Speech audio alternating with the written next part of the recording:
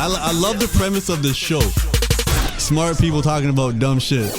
I think it's dumb people talking about smart shit. Oh, we go where we not supposed to go, baby. The Brilliant Idiots Podcast. Yep, Charlamagne the God. Andrew Schultz. We are the Brilliant Idiots Podcast, and today's guest is an American stand-up comedian, actor, and writer. He's best known for his work on SNL, where he serves as co-anchor on Weekend Update and co-head writer alongside Colin Jost. He also co-hosted the 70th Primetime Emmy Awards in 2018. He was briefly a correspondent for The Daily Show with Jon Stewart and has previously worked on a writer for Saturday Night Live. I think I already said that. At the end of September 2014, he became a Weekend Update co-anchor for the 40th season of SNL alongside Colin Jost, replacing Cicely Strong. I think I pronounced her name right. Michael Che is here!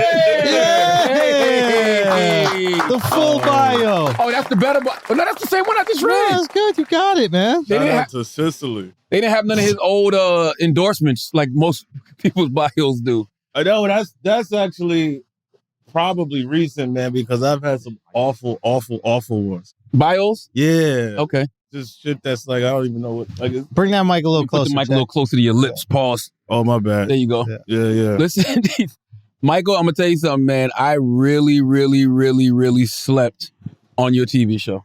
Yo, word, yo, thank you for doing it, by the way.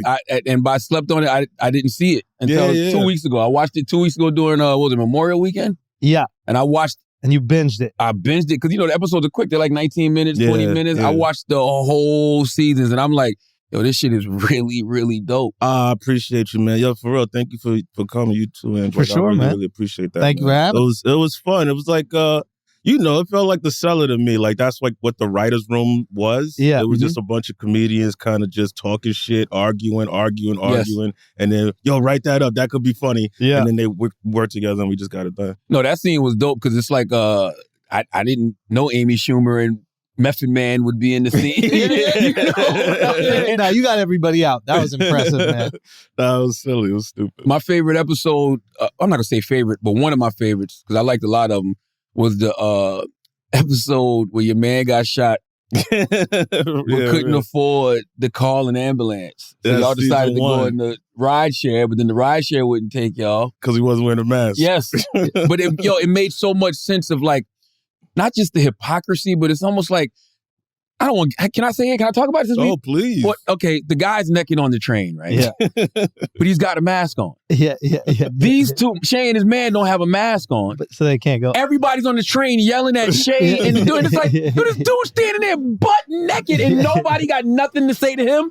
I don't know what the word is, analogy, metaphor, whatever, but it was the perfect, whatever one of those words are Hypocrisy. to describe the world that we're in right now. Yeah. I'm glad you watched it, man. That's fucking dope. No, it's a weird thing. Like I think that's where kind of most of my favorite bits come from is literally just arguments and frustration. Yeah. And then, just kind of blowing it out. Like with a show like that, you get to blow it out. You can't do it as much on SNL because it's live TV. It's not just your show. The real estate's a lot smaller. But like, when you're doing your own thing, like y'all know, like you do your own thing, you could actually do what it is you want to do. You can get right to it. So it's a little bit more fun. Do you feel like you're conforming on SNL?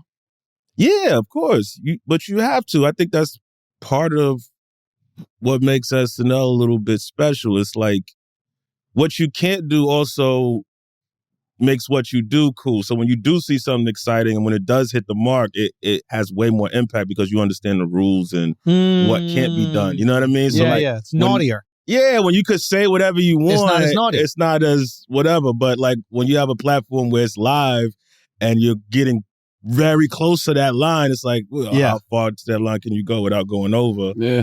It makes it a lot more exciting, I think. Have you seen Che stand up? I saw what special did I see? I saw the special. I think Che is one of the best alive right now. I saw one of the specials I'm back in the day. barely alive. Barely Well, alive. I didn't say for how long, Mike. It might be a Barely short alive, run. let's be honest. But no, the stand up, you got to check the stand up, man. I mean, the thing I like about even the show is rooted in the stand up. I think those are the best shows. It feels like stand up. Yeah, but I don't know. You correct me if I'm wrong here about yourself, but like I think when you start thinking in jokes, the sketches are a reflection of that premise. Boom. It's like a visual to the joke. Exactly. That's all it is. That's what I like. Yeah, like even with the subway thing, it's like you're seeing that going, this is ridiculous the way people act on a fucking train. I got to wear a mask and these people don't even got clothes on. Like I can see that as a bit. Yeah.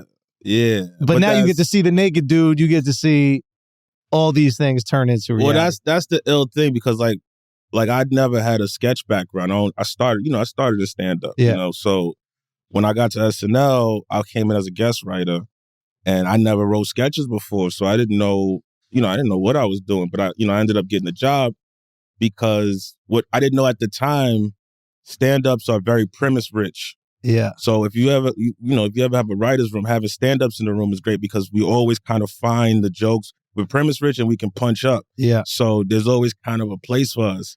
And then once you start kind of understanding the logic of like just building out the world, because for a joke, you write kind of what your perspective is. Yeah. For a sketch or for a script, you kind of write what everybody's perspective is so that it's constantly, it's a lot more rounded. What do you mean by that? Well, meaning that like, if I'm telling a joke, I'm talking about my experience specifically. But if I'm writing a script, I gotta keep Sicily alive. Yeah, Right? Sicily. I gotta keep everybody alive. Yeah, So I gotta give jokes to literally everybody. Everybody's gotta have a punchline. Everybody's gotta set up a joke. It's not just given by one everybody in the person. sketch is going to be funny. Yeah, you're building a yeah. world. It forces you to kind of write broader. Yeah. And you have to write from other perspectives. That's right. As stand-ups, we're just going, how do I feel about this? Exactly. But that's all I care about. I'm not even joking. Me too, but I care about a comedian's personal perspective on things. That's why I don't take offense, because that's that person's personal perspective. I think that sometimes they look at comedians and say, that's him, so I'm going to use his perspective as everybody's worldview, and I'm going to try to take out him, because if I take out him, then I can take out this worldview, this ideology. I don't agree with that. Yeah, I think that you cheat yourself out of a lot of comedy thinking like that. Like I think people liked Archie Bunker not because he was a bigot, but because he was a bigot, but not because they were bigots too. That's right. Just because they understood where he was coming from. Like, That's I right. believe that guy. Yeah, it's more right, yeah, honest. that's right. Man, that's my dad, or that's my grandfather, or that's my neighbor, or whatever it is. So I think sometimes we kind of got to be able to laugh at people even that we disagree with. That's right. oh, yeah. Yeah, because there's a lot, Bird's one of my favorite comedians, but I don't agree with almost anything he says, but it's like funny to watch him Yeah. do what he does. I agree with something Bird You know what I mean? said. Bird's out of his mind, man. He What he kills doing? me. Goddamn, What is that He WNBA kills me. reality show joke slaps. And I What was can't that? wait till that hits the ecosystem. I don't know if it's out yet. I Oh, just you saw saw him it say it live. recently. That shit slaps. Yeah, keep it in the tuck if he hasn't put it out just yet. No, he's one of the No, best he's going, I he's think. absolutely amazing. Yeah, I think that people get confused that like comedy comes from a feeling that you have, and we can have feelings that are wrong. Like comedy yes. a lot of times is like your knee-jerk reaction. Like, someone cuts you off. The thing that you think about that person is the funniest way to describe them, Yeah. Right. but it's not right. And then a minute later, you're like, God damn, how did I even fucking think that way about that person? So if we could look at, like, I was trying to say this the other day, but like, you know how like you can kill someone and it's okay if it's a crime of passion? Mhm. I've Like if never you see killed someone, somebody, so- but like if you see someone fucking your wife, like you could kill them and you could not go to jail forever because it was like Yeah. I couldn't control myself. Man, it must be great to be white. Yeah, I've never had, never Yo, had that. Christ, Black people, be more passionate. I Okay, didn't see like, this that's on the all you need. brochure. Why don't you love your murders, right? Never had that thought. Show. Is that on the wall in Ellis Wait, Island? Like, you where the love fuck it, you dog. hear Thing with that? show said, Goddamn, you what? know how you can kill somebody? Like, huh? You can what? There's a lot of love in our community, bro. I don't know what to tell you, bro. Like, we God value our damn. women. We really value them, and Okay. when someone fucks them, we get upset. So what's this hypothetical scenario you're saying? Do you know what I'm saying? Like this is God. it's I guess what I'm trying to say is like that knee jerk reaction is for whatever reason like it's not as bad, and I think if people saw comedy like that, then they would appreciate it and also understand it a little bit more. It's like the Archie Bunker is tapping into this feeling either you had or a feeling that your dad had or somebody else had, and that feeling is real, but it's wrong. No, I think you 100% correct. I always feel like comedy is speed, right? Like it's always the fastest reaction that connects to everybody. So Mhm. that's why the laugh comes immediate, or that's how you get a room full of people to laugh at the same thing. Mm. It's got to connect honestly the fastest. You almost laughing before you even have time to process. Involuntary. Yeah, it's involuntary. So I think like, when people say honest comedians, they're talking about, people think more so on the lines of what's true after you thought about it and not the honest reaction that people actually have in the moment, which is what really connects. I still think comedians go through the filter of cerebralness before they go through the filter of emotion, though. That's the only reason I disagree with the I'm saying it analogy. starts at emotion, and then we can pack something cerebral around it. But Y'all like, take a beat, though.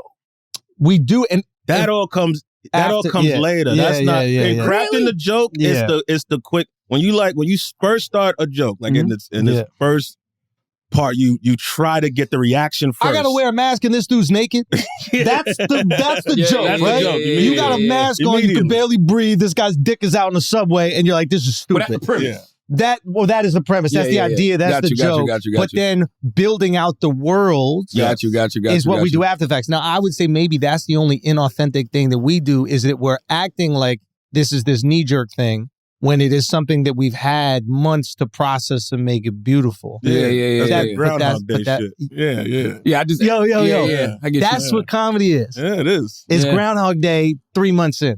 Mhm. Got you. Like we figured out the day, but we got to act with all these people throughout the day like we haven't figured it out. Got you. No, that makes sense. It makes sense. The only reason I push back on that just because that's what happened this week, not to get too dark. You know, What the guy, the rapper Trouble. Oh yeah, Yeah, he I heard got about he this. got Yeah, killed because yeah, he was yeah. at a young lady's house, and I guess the guy, I don't know. I don't know what relationship him and the woman had, but he came in upset and ended up shooting him. You know what I mean? Oh And to me, it's like, yes, that could shit! be. I didn't know I was using that as. I know, but that could be considered a crime of passion, but it's still stupid as fuck to throw your life away. Yeah. Oh yeah. You know? For sure. But I guarantee you, like Andrew just said, if you was like, what happened to that guy? Oh, somebody killed him. Why? Well, he caught him fucking his wife. Oh. If you got a wife, Like, you know what I mean? Oh. Like it's it not. doesn't make it okay. Yeah, but it's not the like, emotional, the It's- emotional reaction. You see how that could happen. I don't think that was his wife, though, but I get what you're saying. Yeah, and that's all we're appealing to is the emotion. Take my Yeah. wife, please. Is emotion. Yeah. Nobody wants you to take your wife, but a little bit you're like, all right, yeah. It's human connection. interesting. It's human connection. It's going to a place and hear the motherfucker say your inner thoughts that you've been suppressing or that you don't have an outlet to say yourself and articulate it in a way that you're like, yes, that's true. That And- I believe. and we That's- make you I'm laugh. not alone. So it's not And it fucked makes you up. laugh. It's funny. So you really role play with prostitutes then? Absolutely not. I don't. Wait, what sketch was that? Because that's the thing nowadays. You watch things and I'm like, Absolutely. "Hey, this show not. is called, that damn Michael Shea. He's playing himself. It's like, No. Never did that. But it I is mean, like isn't it role play every time you fuck a prostitute? She's role playing. Nah. Is it role play? nah, it's a Yeah, transaction. she's acting into it. She's not acting like she's at work. Like she wants to get through it as quick as possible. Right? Like she's role. Have any of y'all had sex with a prostitute? Yeah. Sex with a prostitute? I've And had you- sex with, if you got to think about it, definitely. No, no, Yeah. Nobody has to think about whether they had sex with a prostitute or not. no. That's not something you do accidentally. I paid a stripper back in the day. Yeah, Like, she's a prostitute. You had sex with a Yeah, prostitute? yeah. No, that's not prostitution. Well, she's a prostitute once she does it. She's providing a service, guys. Yeah. Yeah, I'm not saying that there's anything wrong with it. Yeah. But you fuck hookers, bro. Like that's just a fact. It is It's what a it stripper. is. I Like, think it's the difference between a stripper and a hooker. well, when she starts accepting money for sex, then she transitions. It doesn't matter what she identifies She's a as. This hyphen. is the She job. got a hyphen job. Yeah. Doing those young hyphenates. So They need to give like awards for strippers that make niggas think they're in a relationship. Yo, Like that's best actual- actress. Yeah, like literally. There literally should be a best actress for strippers. Yo. That would be hilarious. Yo. Best actress at the hookies. Yeah. We call it the hookies. The hookies. Now, do you think the stand-up comedy scene for both of y'all really has Hold changed? on, we're not done with this hooker conversation. Okay. So you've had sex with a prostitute. Yeah. For I've had sure. sex with a prostitute. But y'all in New York, though. I didn't do it in New I York. did it in Jersey Same thing. and I did it in Amsterdam. Really? Yeah. Oh, you went to the See, I always the thought creme de la hookers was creme. synonymous I with went New to- York. yeah. Always. Growing up? Amsterdam, I had to do it. Yeah. It was like, I just was like, I had to do it. Never I had heard to that try one, it. Shay. I've heard Amsterdam, you got to smoke weed. No, man. There's tons Oh, of red light toots. district. Red light Yeah, district. man. Yeah. It Anything wasn't- you it can was- imagine. It was terrible, but I had to do it. How was it? It was bad. It was sex with a lifestyles condom. It was awful. Well, you didn't want to wear a condom? You couldn't pay extra to go raw? That's what it is. You could be fucking anything with a lifestyle condom. You don't feel shit.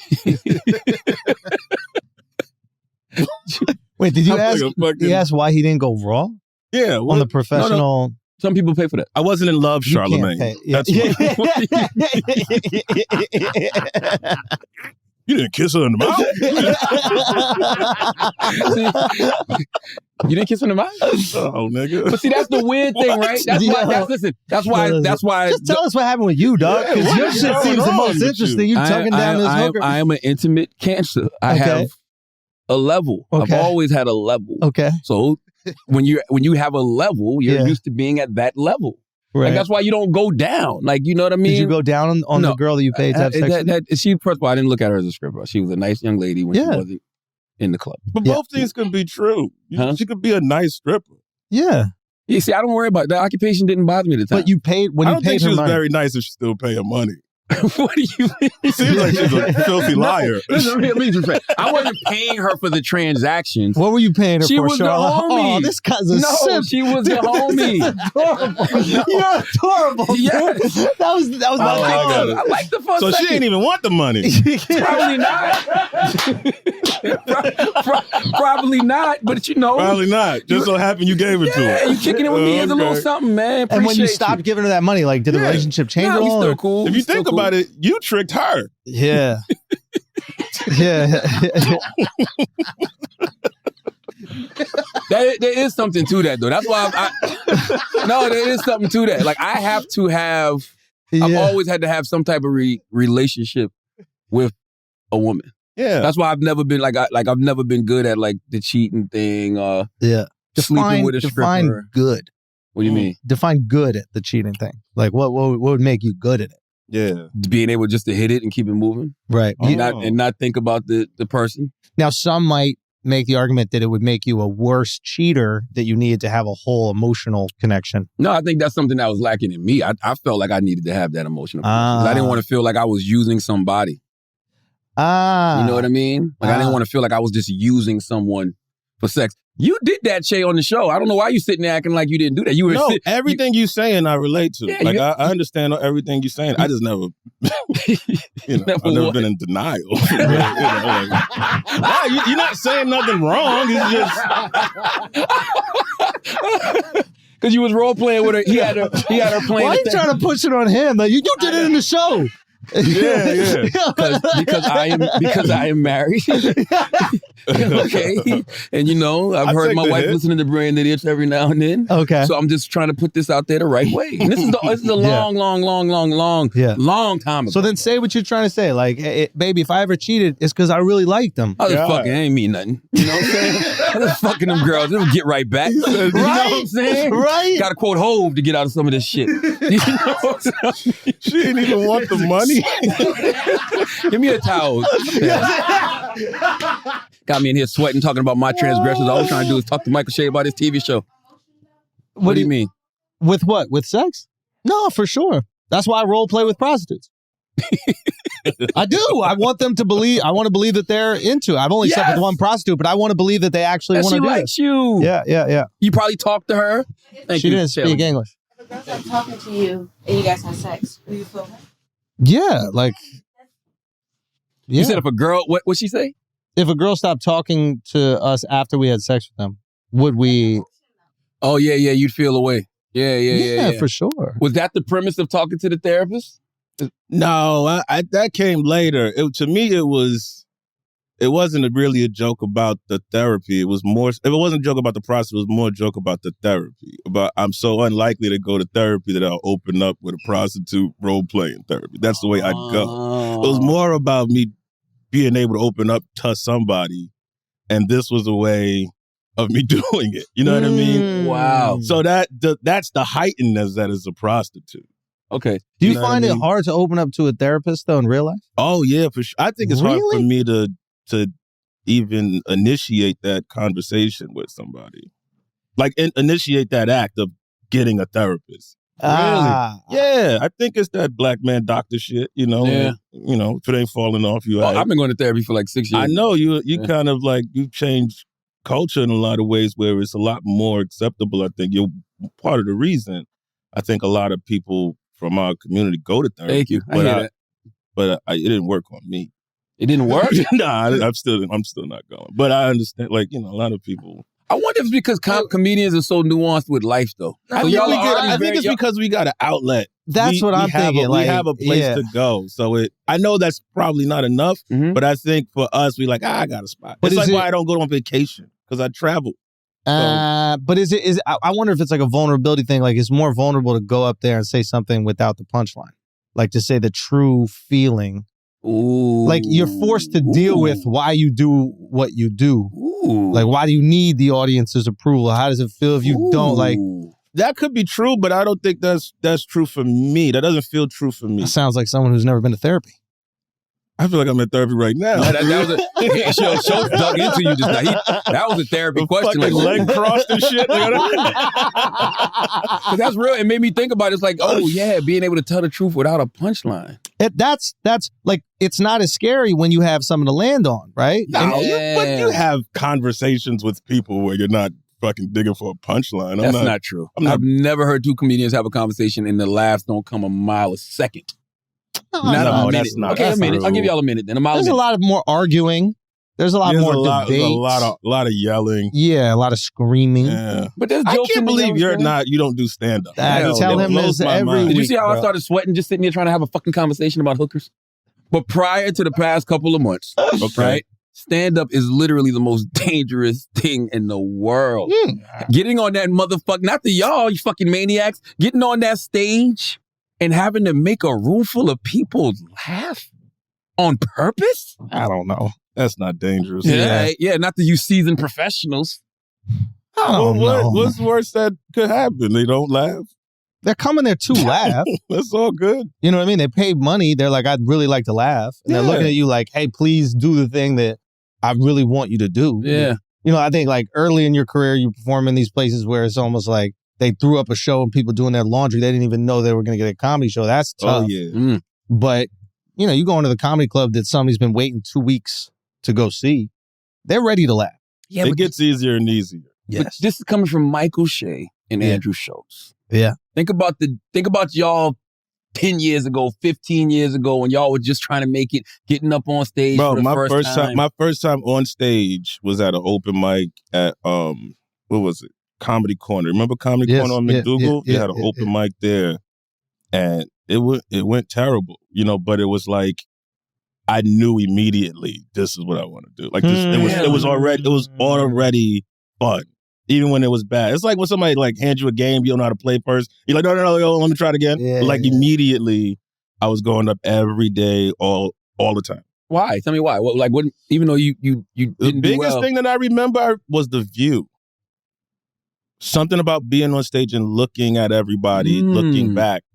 I was like, I just love that perspective. I don't know what it was, but that was like intoxicating, being on stage. You remember the first joke that you did that got laughs consistently? No. Consistently? God, no. It took a while, I think. Do you? Yeah. And it was like, yeah. I mean, it was just like a silly misdirection joke. What was it? That was kind of fucked up. That's good. It was context. What year? Right. Let's put a year on it. But yeah, it was just like... What's the premise, first of all? It's like, I like when girls talk dirty during sex. You know, I just hate it when they say the same thing over and over again. Like... Okay, so Shay, about your hoodie, right? Your hoodie. Shay, your hoodie, right? I saw Pharrell with that dirty. I saw Pharrell with that hoodie on. It was a different I saw Pharrell with that hoodie on. I've had this hoodie for mad long. Thank you. Yeah, let's change this up. I guess my point That's why he called it a misdirection joke. Thank you for trying to get me to go first, by the way. I thought you would have something nice and pleasant, bro. But in the beginning, it's like I'm still trying to like learn how everything works. And then I figured like, oh wow, I brought people to this one interesting place and then took them to a very different dark place. And they reacted involuntarily. It's different for everybody, obviously, but what would you say? Because I always feel like your first 5 to 10 years of comedy is survival. Yeah. And then the rest then you start to slowly have something to say and try to say that. Yeah. But for the most part, you're just trying not to bomb for so long. And you think the longer you're killing, the better comedian you are, as opposed to actually developing into a joke teller or an actual comedian. You know what I mean? I don't know how long it took for you. I think it took me about 6 years before I wasn't in survival mode anymore. 6 or 7 years or so. And then after that, it kind of started to feel like I'm getting on stage because there's something I'm trying to crack the code. It's like graduating to like Jedi, I guess. I don't think it's grad. I think Jedi. it's desire. It's all desire. There's a So, difference like, between survival and then like enjoyment. yeah. And when you're excited to tell the jokes, Yes. because you already know you can survive even if it gets kind of fucked up. That doesn't mean that we don't bomb still. I mean, like, shit, I'm going to be bombing my ass off. Now I'm developing New Hour or whatever. But like, there's a difference between like, I really want to tell these jokes and I hope these jokes work so I don't feel shitty after this show. Right. Yeah. And I think that's what you're saying. And how Yeah. many years in? Because there's a lot of comedians too who I always feel like are so funny and so talented, but their development gets stunted because the rooms they play are so competitive, they never get past where they've killed. Yeah. They're not willing to because they don't want to be the one that bombs. So they're trying to keep that kill going for as long as they can, and they never grow. So they stay in that room. They stay and they stay with that material. That's called the Zone of Excellence. I'm reading this book right now called The Big Leap. Fantastic book. Yeah. Because it's all about self-sabotage and how we intentionally don't allow ourselves to be happy. And it was like, right before the zone of genius, a lot of people get stuck in the zone of excellence. Yep. And the zone of excellence looks great. Because, you might be on television, you on the radio, you making money on your stand-up. Like, you're there, you're winning. Yeah. But you don't never get to that zone of genius because you're afraid to not be comfortable. Yeah. Yeah, there's like, I feel like in comedy, it's like there's the thrill of a new bit for a while. And then the excitement to tell a bit that you really believe in. And then something happens where like the excitement goes. So you chase the kill. And that's when I need to like stop myself. Because when I'm just chasing a kill, I'm going, the only reason I'm feeling good about telling this is if I get this crazy reaction. Instead of going, okay, I've got this joke to a good place. How can I make it better? Or what's the new joke? But that kill zone is what you're saying. Like, motherfuckers get locked in that zone and they're killing so they don't realize, that the growth isn't there. No, yeah. It's the trip to see. That's why I would never do stand-up. No, that's a lie. No, I'm going to tell you, because I know me. I know I need the validation.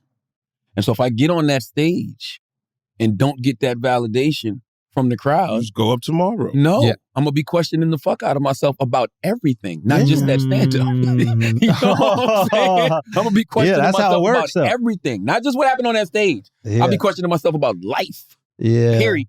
You know what I mean? Every single thing. Well, that's the challenge. What?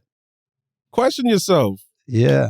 That's why stand-up wrong is with dope. questioning yourself. Oh, no. You're right. Yeah. You're right. I just would... Everything that you're afraid of is not that scary. It's just literally inconvenient. You sound like a therapist.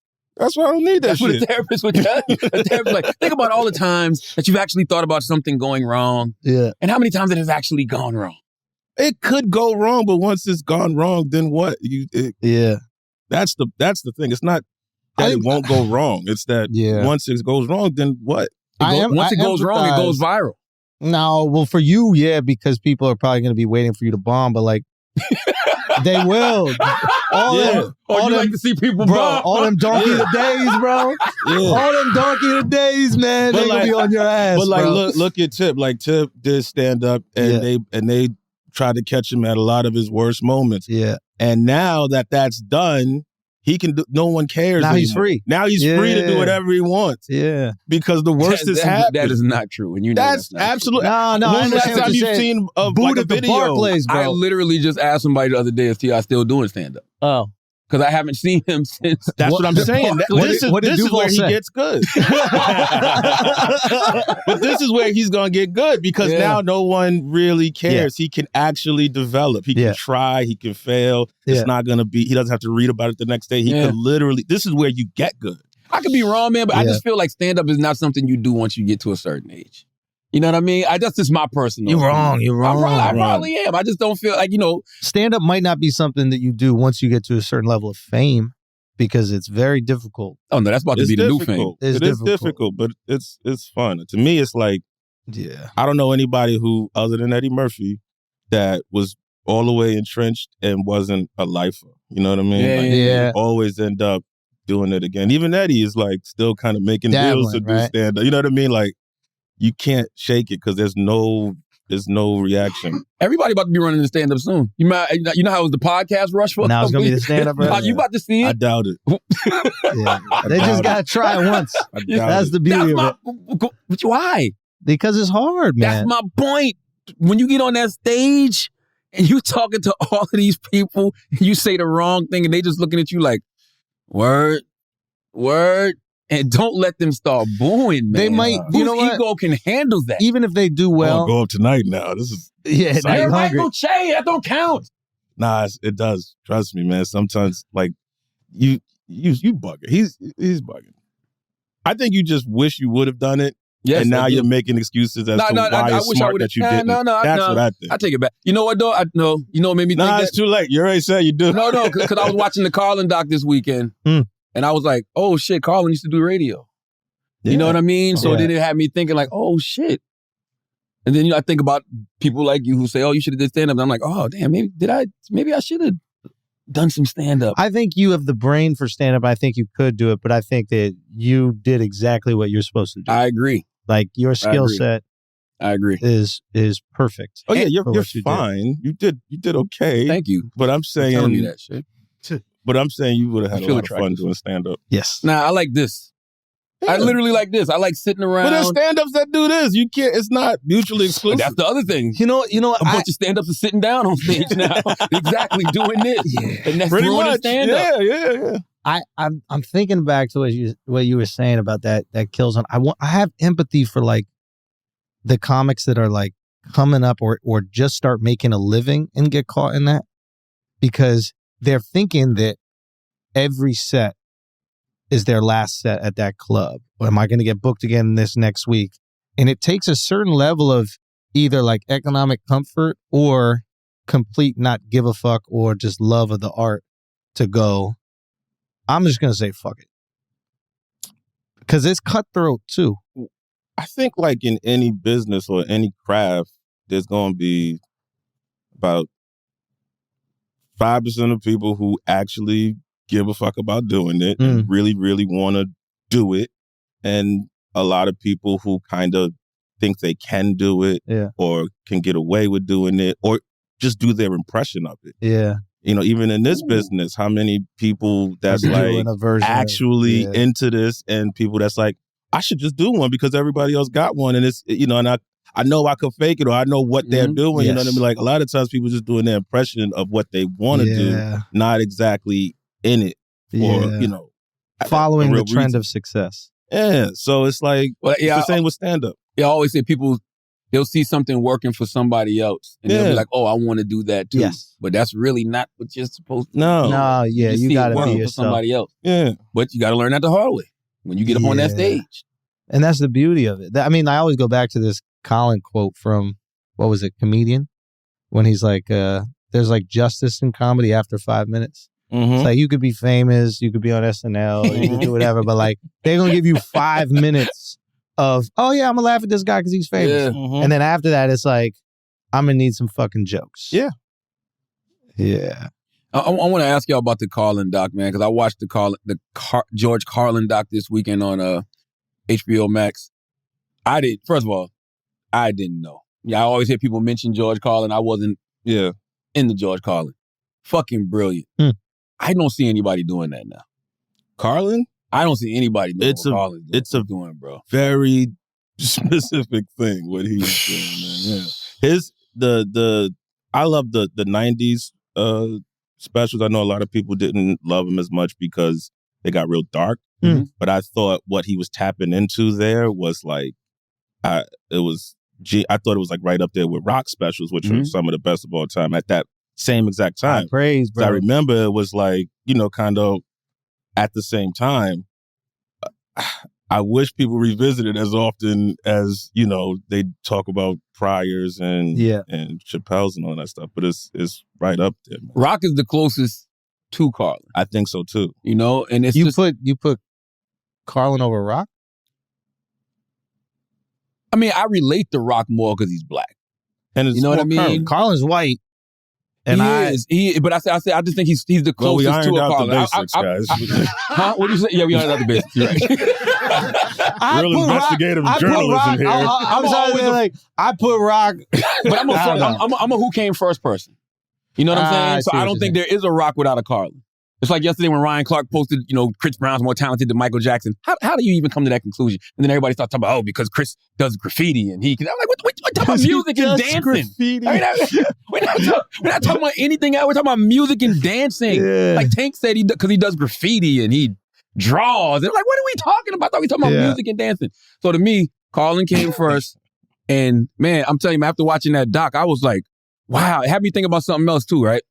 I don't know if a black comic can make the observations George Carlin makes, because he's got like a bird's eye view of the world, and he's not in these groups that he might be discussing. He's able to just sit back and like look at it. I don't think that's fair though. I think you got to think of it like Carlin was like a 70-year-old genius comedian. I hate saying the word genius in comedy person, but he's actually that. You know what I mean? A genius, 70, probably doing comedy, 55 years or something, whatever. He's at a level where nobody's doing that. I definitely think when Chappelle's 70 or if Patrice made it to 70 or, you know what I mean? It's true. Motherfuckers, when they get to 70, they may have that type of self-awareness and reflection, and that wealth of knowledge. Or Dick Gregory, you see Dick Gregory? Oh, definitely Dick Gregory. You know what I mean? 100%. Well, damn. What I made would me love think, to see what Cosby's up to now. Really? I'm sure Cosby's he never was tapped in as far as socially though. Like, so when it I comes bet to he's got socially a different conscious material. perspective now. One thing you won't hear him say is, what else? He's definitely got a lot to talk about right now. You think life showed him something? Oh, sure. But no, it's like, Carlin was so socially conscious, and it's weird, right? Because I look at all the comedians out now, with all of this shit going on in the world, they're not talking about the stuff that Carlin was talking about. People are using Carlin's old stuff to talk about what's going on now. Yeah. Like what, for example? Oh, I mean, everything political. Like literally everything from political, from abortion to voting, right? Racism, all of that type of stuff. I think people address it in certain, like you do it in a TV show a lot. That's what I like. I don't know if I necessarily see it on stage from people. I think people express that differently through different mediums now. They might talk about it on podcasts. They might talk about it, when they do their sketches or their scripted You don't think Bird shows. does it? Yes, I do. Not to the level of Carlin though, but yes, I think he does. That's what I'm saying. Like that's the unfair company. It's like you talking about that's true. A Michael Jordan of this shit. You know what I'm saying? Like he's on a very, very short list. There's a Mount Rushmore. Carlin's on it. Yeah. But 99% of the comics that's ever, picked up a mic. Did you watch Louis' last one?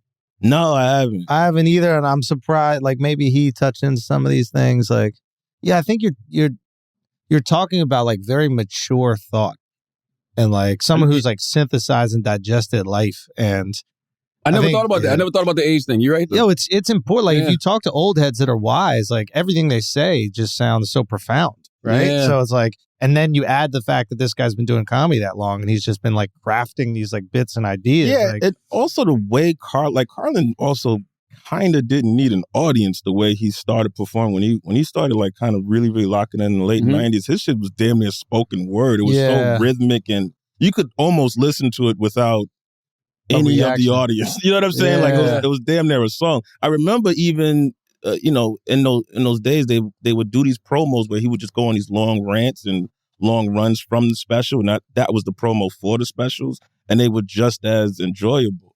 Like he was just kind of on a different wave. I never thought about that. I never factored in the age thing till just now. Yeah, just life. I just thought it was about what people cared about. Nah, he was a G. So y'all gonna wait till what, 60? No. Really start going in? You're never gonna even know when it happens. It'll probably be appreciated. Look, like you just said, you don't hear that much about Carlin until this documentary. Yeah. Even. So sometimes people gotta catch up to it. It might be happening, you don't even know it. Or it might be happening and we don't know it. You know what I'm saying? Like people catch up to it when it's ready. I think it's got to also reflect like what you care about, like what's going on in your life. Yeah. Like it's not your responsibility as a comedian to like reflect to the times. It's your responsibility to reflect on like what you care about. Yeah, that's like when they tell the rappers like you don't have to rap about things of substance. Yeah, and those songs are the worst when they're like, hey, you got to put out a love song, and then you got this like rapper who's rapping about some love shit, and like he don't even give a fuck about that. Right? You know what I mean? Like I don't need to hear all that. I want to hear what you care about, and the most authentic stuff usually cuts through. At least for me, that's the thing that I care about. And listen, I don't need it from everybody. You know what I'm saying? But, you know, if you do have that microphone and you are of a certain stature, let's see the wide range of things you can touch on. You know what I mean? Oh, for sure. Yeah, yeah. I do. I agree with that. That's why it frustrates me to see when people don't go past that surface level. Yes. That like what do you call it? The excellence of the upper limit theory. It is that where you're like, and you're in this, what's it called, the zone of excellence. Sometimes killing at a level amongst your peers, you never want to risk going past that, and you never develop past that. So it's ugly. There's a lot of ugly duckling years in that process that you kind of gotta, go through. And you feel like as a good comedian, you've already done your part. You've already been not good and got good. So you're not going to take the risk to be considered not good again, even if it's growing. I think that's part of the reason why, like, people like Dave or, Rock, whatever, like they go away. You know what I mean? They go away to work. Yeah. Like take some time, reflect, like figure out how your life has changed. Word.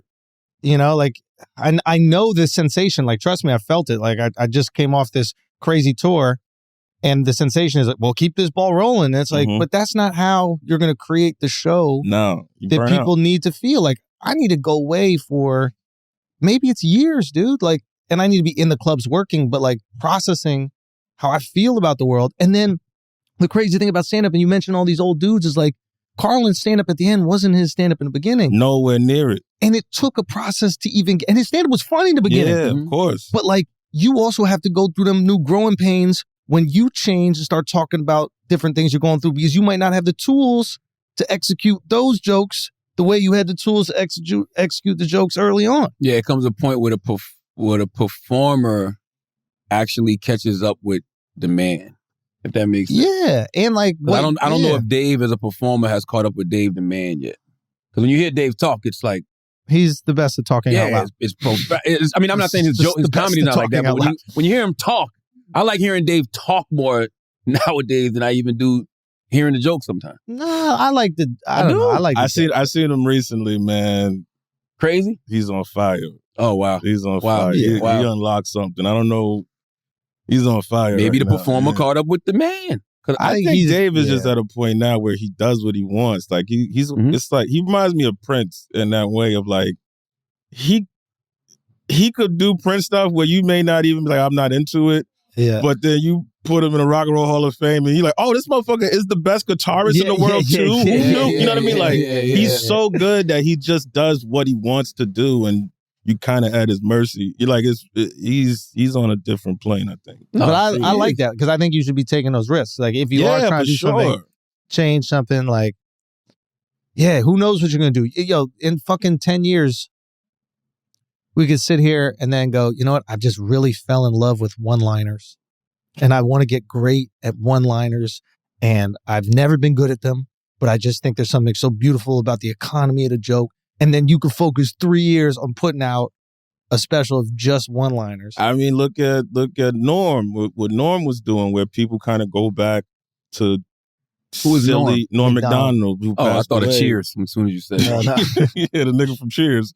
No, but like how great Norm was at just taking old kind of joke book vaudeville jokes and then- repurposing, making them silly and absurd and long and drawn out. And it's like something that nobody would ever think to do, but is as brilliant as anything anybody else is doing. Like, so it's a pendulum. And you get sick of one thing, it's swinging the other way. When's the last time beauty of y'all this been thing, pushed? man. What, on stage? Just in general, like just as far as creatively. When the last time you saw something and you was like, oh my God, that motherfucker is like taking a risk and he's inspiring me. You know what I mean? Oh, well, work? Oh, man.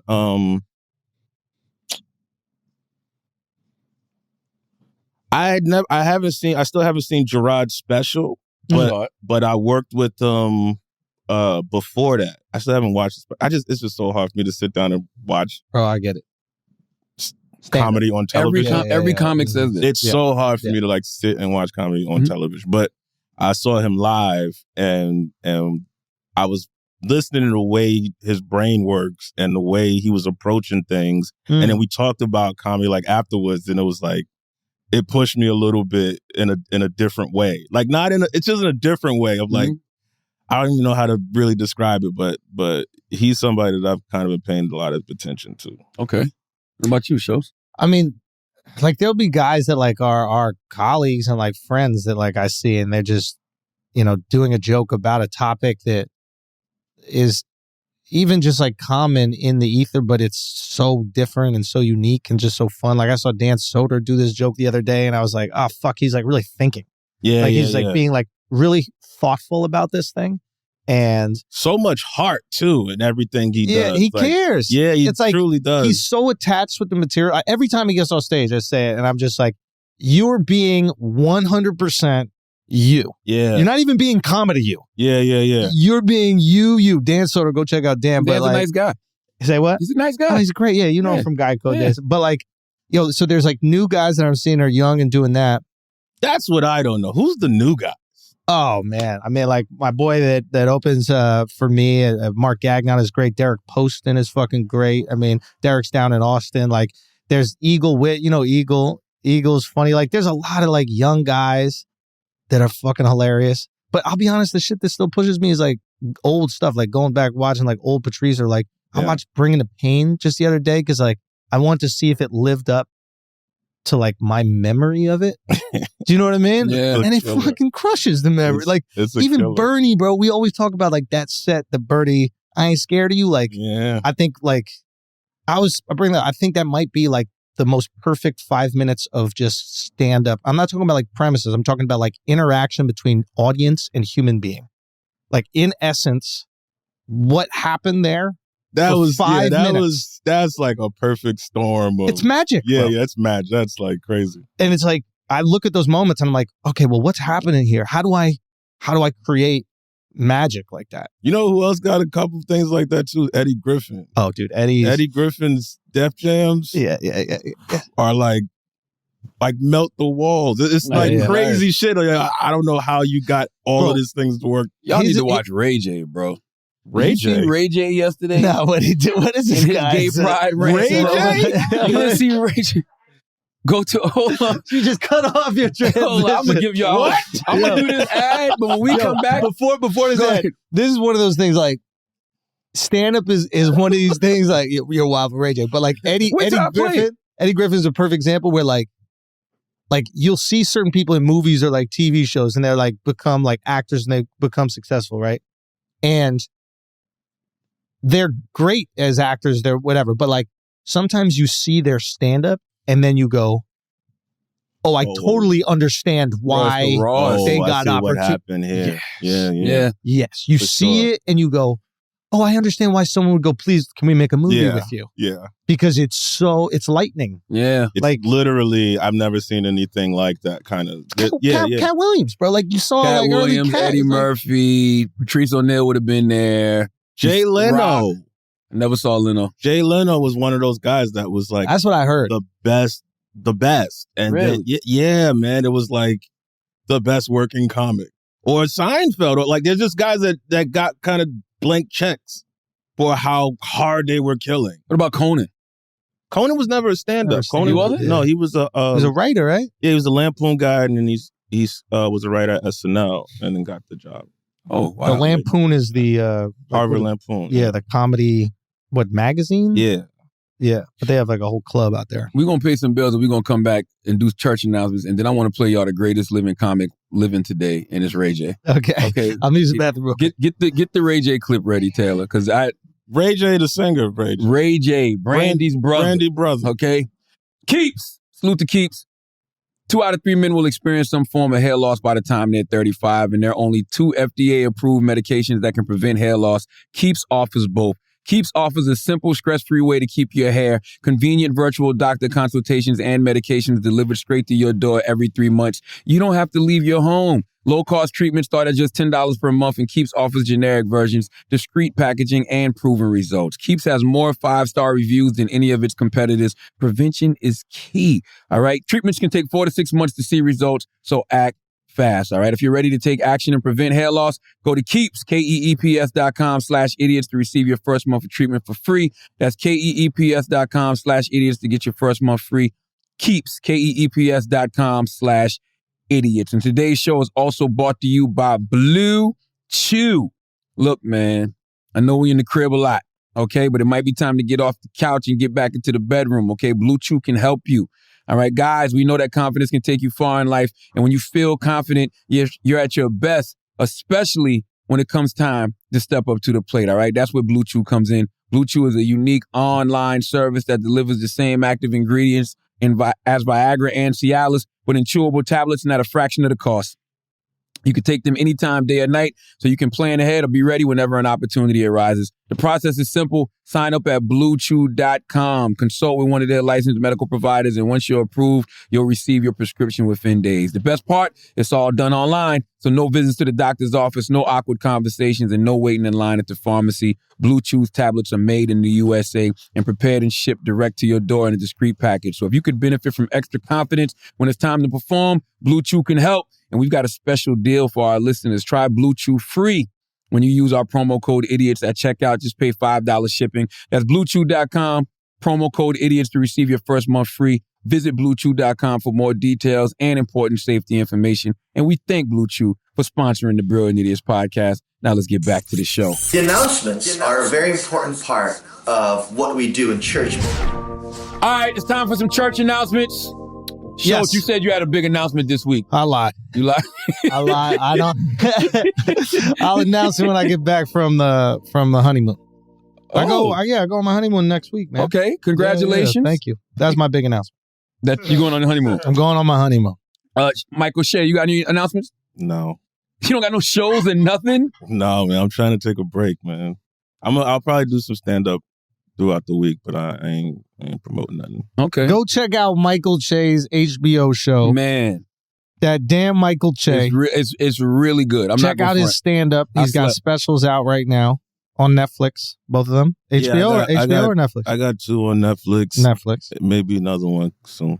Okay. So go check out his stuff. He's fucking great. Mine is simple. Go to blackeffect.com. Make sure you subscribe to all the podcasts on Black Effect. Salute to my guy Tank and Jay Valentine. R&B Money podcast came out last week. Debuted at #1 on the Apple Music charts. And Apple Music, the music charts in podcasts are like a very, very, very tough category. I mean, you got everybody from $1 Million Worth of Game, the Questlove, the Big Facts, the Drink Champs, and they debuted at #1. So salute to those guys. And I want to tell everybody, man, if you're in New York City this weekend, the Tribeca Film Festival is this weekend. Oh, wow. Yeah, and I have a movie that I executive produced at the Tribeca Film Festival. It's called 88. Stars Brandon Victor Dixon and Naturi Naughton and Orlando Jones and a few other people. We got 4 screenings. What is it about? It's a political thriller. It's about a financial director who works for like this super PAC. It's good. It's a political thriller. Political thriller mystery.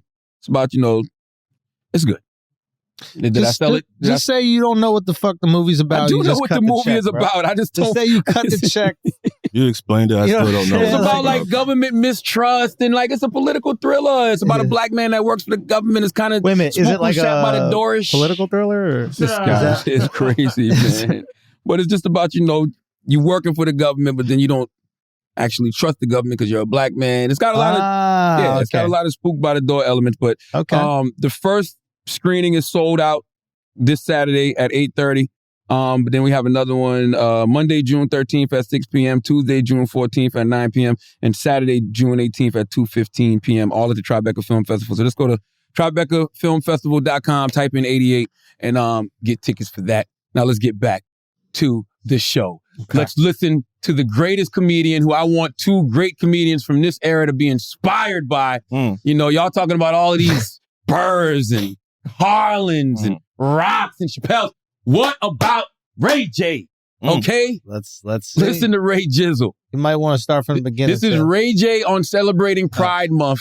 Ray J said there needs to be more straight niggas giving love to the gay niggas. Okay. So you ain't never said nothing that slaps like that. That's true. That's a fact. Let's hit it. A lot of niggas that's straight, they don't be trying to shout out to the gay community and all my gay niggas the right way. So I gotta do it because I want to make sure niggas know that I'm showing nothing but love and that I fuck with y'all. We have multiple businesses together. I got a lot of friends. All right, I was talking to my nigga Dean, but now I'm talking to y'all. Listen, I just want to say that it's Gay Pride Month. Shout out to all my gay niggas. Shout out to everybody in the LGBT community. I told my niggas that it need to be more straight niggas giving love to the gay niggas, and I hate using the N-word. But damn, did this filter got a nigga tongue red? Yo, he's giving it up. Yeah. Ray giving it up. Though, you know what I'm saying? Because I got a lot of gay friends and I got a lot of real niggas that's gay, and we make a lot of money together. But it ain't just about the money. It's just niggas is cool, and that, you know, whether you a gay female or a gay dude and you a straight dude, whatever. Like, but it need to be more straight niggas showing love to the community. Get to the punchline, Taylor. Get to. It's like, you know, what you afraid of, or I don't know what it is, but there's nothing but love over here. Shout out to all the glam squads that hook us up. I can't really see. I wear glasses, so I can't see the comments, but I can tell you how I feel. You know what I'm saying? And I'm on my way to He's work. legally blind. And I just decided to come on live, and you know what I'm saying, and just give all my gay people, my gay brothers, my gay sisters, give them all their flowers. You know what I'm saying? And you know, for me, I want to sponsor the whole Gay Pride Month and do Ray Pride. Ray Pride. That's it. Ray Pride. Come on, man. Come on. That's the greatest living comedian walking the face of the earth. He's addressing a social issue. He's picking up the current climate that we're in. We're in Gay Pride Month. What's better than that, man? Yo, that's amazing, bro. I thought then he was going to be like, psych, I don't fuck with that gay shit. He's all in. He said he want to call it Ray Pride. Yeah, Ray Pride is wild. Yeah, I mean, his skin looks amazing. Yeah, no. Like, his skin looks so Shout out good, to the Glam bro. Squad. Yeah, real talk. Shout out to the Glam Squad. Yeah, the Glam Squad. Glowing. What's that? Gay people do more than makeup? No, that's true, but they also do makeup. And they got his tongue looking wild red. Shout out to the Glam Squad. Yo, what did they put on his tongue, though? A lollipop. Real talk. You see how you flirted? You gave him a That little was tongue, crazy. a little Like, tongue in the middle of Does the this filter video. make my tongue red? Man, let me tell you something. Shout out to Ray J. This actually is one of the best gay prides I've ever seen in my life. Yo, Ray J is so amazing. He's just so amazing at being incredibly straight-faced. Better than Carl? Better than who? Carlin? Yeah. Yo, he's better than Carlin. Dude, remember the thing with the glasses where he's like, you can't break them. You can't break them. And the dude just snapped him in half. Yo, this is what he is. This is the guy's raw entertainment, bro. This has been the best America's Pride greatest month. comedian. Yo, they got the Gay Pride Averex. Yeah. They got the Burger King. They have a Gay Pride Averex? You didn't see the Gay Pride Averex? No, where you man, been, Shay? no. They, I ain't where been you shopping been, in a Shay? while, apparently. Burger King got the top and bottom burgers. What? Yeah, so it's like two tops. They have two Man, tops. stop it. Yeah. I'm not making none of this shit up, bro. This There's is all no real. way Look, Burger King got bottom on bottom burgers, they bro. do. I'm gonna show you the burger. Yo, you gotta like dick to another level to have your hamburger have bottom, bro. Bottom. Hold on. Low key, I want to try the top. Look. That shit, come on. I want bro. top. Come on, man. No. But a gay relationship would be top bottom. It would never be top. That's why So I don't this is understand why. foolish. No, I guess it's for the no. Say You what? Same sex. Oh, that's what that is? Oh, I didn't know. I just thought if you was a bottom, The you get the bun bottom. is the same double sex. bottom. It's a bun. This is ridiculous. I did not know that. These people are ridiculous. What do you Wait, mean? do you These think people? as a gay person, like you'd be offended by that? Like, wasn't it bad to have corporate interest in an actual struggle? Yeah, because it means it's not. Well, no. Like, who are you struggling against Yeah, like- if all the corporations got your back? Like, are you gonna do burnt buns for February? No, they did have the black buns. Burger King had the black buns at one point. Pumpernickel bread. Yo, that'll be wild. If for Juneteenth they do a black bun and they have like red, green, and black seeds, sesame seeds. That'll be wild. Yeah, it feels weird, right? It does, but what if these are gay people that are coming up with these ideas?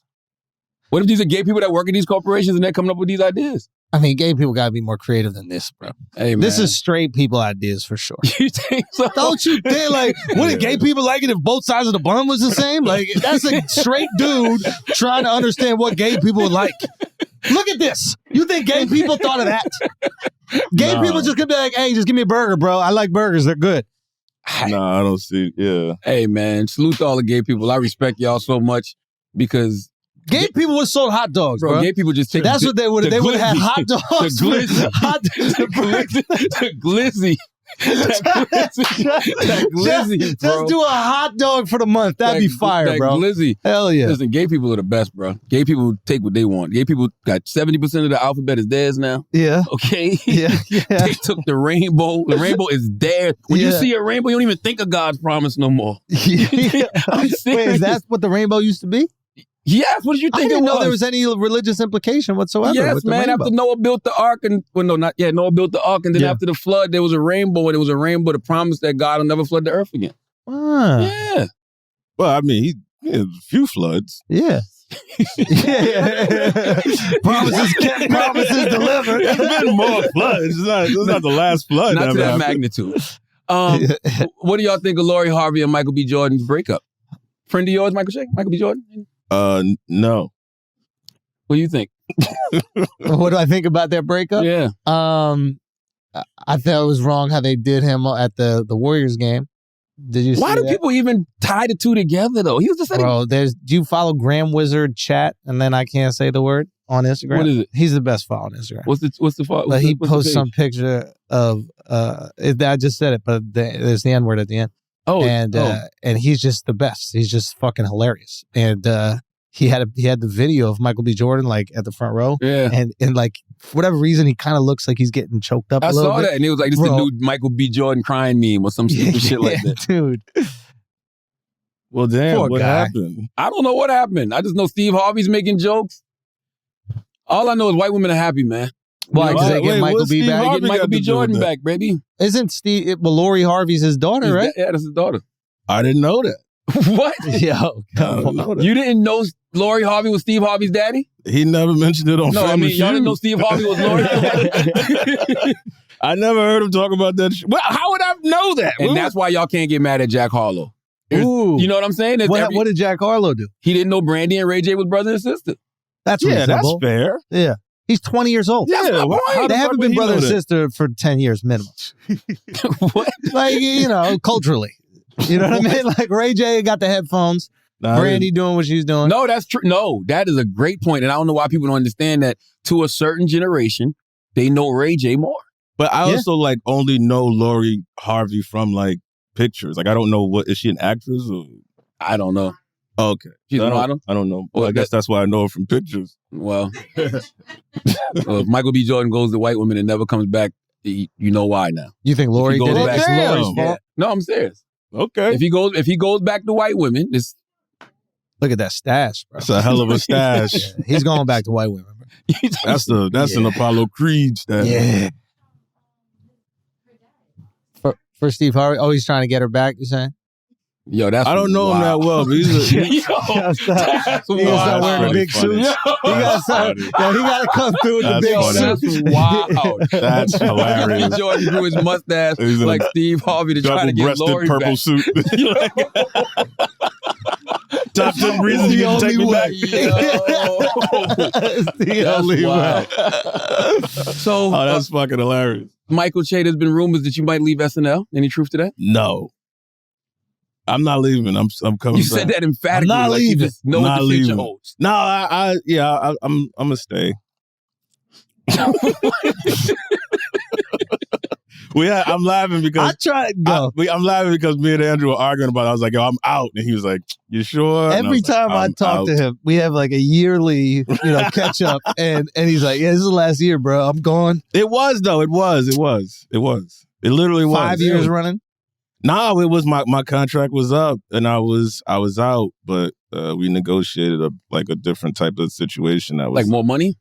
it wasn't the money. It was Every rich motherfucker. says. no, honestly, it was more the time. I just wanted time to produce more, be able to produce and develop other projects, and they kind of hooked it up where I don't have the same demand, I think. Yeah. So we'll see. I mean, that's all remains to be seen. I think once you're in the building, you never know, but so far it feels good. But SNL's such a good space to do that because it feels like they allow their talent to go do other things. Yeah, man. I mean, especially recently, I think, I always I never disliked SNL or, working there. It was just more so I felt like it ate up a lot of time where I can't tour as much or I can't write as much. It kind of sucks up a lot of your energy, but hopefully this situation's a little bit more comfortable.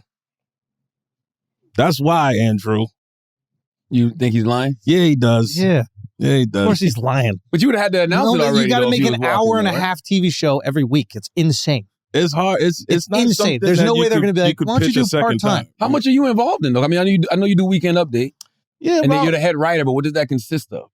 well, it's a lot of meetings, a lot of kind of decision making and covering for the cast and stuff. It's a lot. It's also stressful. It's like I always say it's like planning a wedding every week because it's extremely important and special for that host, and then we have another one who's extremely invested in it the following week and the following week. So it's a lot that kind of culminates to one moment live on television, and if it's bad, you kind of have a thick skin about it. And then when it's great, you don't get no credit.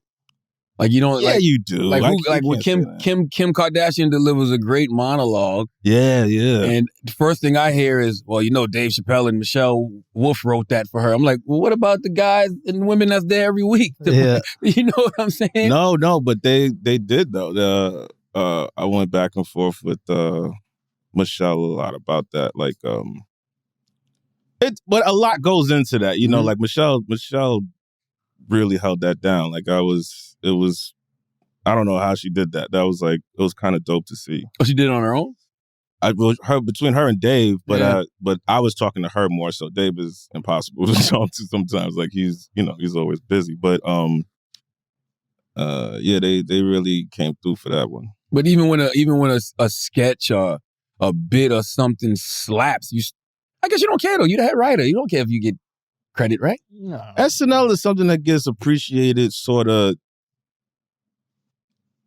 in the past. Mhm. You know what I'm saying? Like it's like it may feel like it kind of all goes away, but then when you leave, they like, oh man, remember what you used to do? Like all of that stuff becomes like there's bits on SNL that people still talk about from 40 years ago, literally. You know what I mean? Or 30 years ago or 5 years ago. And we do so much of the show that it's impossible to keep up, and especially now where everything's so cyclical and there's so much content that if a sketch sticks out, that's pretty impressive. So how do you know when it's time to walk away? Like from a show like SNL? Because it can range, right? You can be somebody like Keenan who's there for 19, 20 years. But or you I can be mean, somebody like Rock who was there for what? A season? How long was Rock there? maybe 3, Like 2 or 3? Yeah. about 3 years. How do you decide when you're in your excellence zone? Is that Zone it? of excellence. Yeah. How do you decide if you're in your zone of excellence? But And it's the time to go to I genius, knew Zone this of was genius. coming. I knew this was coming. You opened up the excellence to genius. No, he said that. But yeah, I did.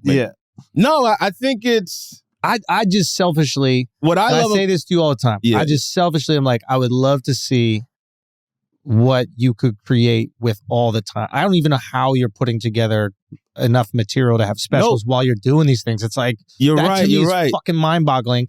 And you know, I celebrate you a lot. You know this. I appreciate that. So, Andrew, honestly. and it's real. And Like, likewise, I likewise. But respect. we've known each other for years. respect, but I'm Like, just saying, like, literally, I know I'm a busy guy too, right? Yeah, And yeah. I know it's a drain, and I'm just like, selfishly, I'm like, man, it'd be really cool to see what Mike did with a year. I can see why Show says that. Oh, word. Based word. off your based off the TV show alone, I can see why Yeah, Show you would see say it. that. You start to see it. Like, It's something that I'm working on now, but also too, I do like, SNL is addictive, man. It's like, it's literally, Really? it's live television. It's the just think about, like, I know this sound like a show right now, but honestly, what comedy show is covered like this, where people know who's on it, people write about what happened, even if it's bad. They write about that it's bad. They write about when it's good. They write about these moments of the show. There's not that much event television anymore, man. It's not appointment true. television That's a where great everybody's watching at the same time, everybody's following at the same time, Yeah, everybody's talking about That's it. a They talk great about it point. like it's a fucking Yankee game. Yeah. Or some Yeah. shit, you know what I mean? So Yep. it is something about having that moment or having that opportunity or that platform to be able to lock in. It's a great compliment when something happens Monday or Tuesday and everybody's like, oh, I can't wait to see, you get messages, what y'all gonna do about it? I'm sure it's similar, for you guys where they can't wait to see y'all dig into some shit. And it's a platform that you can still kind of do that on a global scale, which is kind of dope. So But that is cool. but now that you've seen that, like, I mean, when you first started working on SNL, like the climate was different, the opportunity was different. It was harder to get like your creativity out there. Sure. And now with the internet, you've seen like probably even your own stand-up clips go viral out of nowhere. Yeah. And then you're like, oh shit, I imagine you must think like, oh shit, I could just create things myself and then have this same viral impact when I want. Mm-hmm. And if you know you could do it on SNL, then you can do it yourself. I think that's true, but I also think that it's still, I don't know, it's still something about it. It feeds I feel everything like else Darth you do. Vader right now. Something about it. No, I get And what I'm both of y'all trying to saying. drag you into the I dark side. know. You've been, but also we from the same place. Yes. So to me, I like it. I like that there's spaces where I could go everywhere. You know what I mean? Yeah, I can do that. I could go to work, but also I could put on my hard hat and get it out the mud too. Is there ever like, and I always wonder this, do you ever feel like a social responsibility? Like you being there have given more opportunities to different music groups or different even cast members. Is that true? No, it's funny you say that because when you first said that, I was gonna immediately say no. Right. And then when you said that other part, I was like, oh yeah, actually, I do think that there is some merit to that. Because when I first started at SNL, I was the only black writer there. Yeah. And it was Keenan and Jay in the cast. Yeah. And, what people don't realize is it's like when you would obviously realize it maybe, but a lot of people don't realize what I didn't realize initially. It's like you come in these rooms and you're the only black voice there or the only kind of black ears, not even voice, black ears, where something could be very funny and specific and nuanced. And if they're just not in the culture, They just you know don't what I get mean? it. Like they don't know. They don't get it. They don't get it. They're culturally clueless people. Yeah. Yeah. There's times, you know what I mean? And also, even if it's not even just skin color, sometimes it's just background. Sometimes there'll be a black person there that's culturally clueless. You know what I mean? There's gonna be certain Southern and vice shit we don't versa. get. Yeah, and vice versa, it goes the other way. Well, this shit where I'm like, I don't know what the fuck this is, but if I was a 22-year-old white college student, I would be like, this is perfect. You know what I mean? So like there's times, that's what I love about the show is that now I do think there's a good mix of backgrounds where, Chris Red could do something or I could do something or, Ego could do something and it could be what it is. It doesn't have to be like, well, how do we make older white people understand this? You know what I mean? We're like, no, this is funny. And being head writer or being, in those meetings, I could say, yeah, we should get Gerard in, or yeah, we should get, you know what I mean, Chappelle in, or yeah, I think we should, whatever. You could kind of be that extra voice of reason for that might have been ignored. It's not like a lot of times it's like I want to say it's not racist, but it's more like institutional, where it's like you end up kind of like hiring your friends and you don't even consider what somebody could feel about something because they're not in the room to give any pushback or give any praise.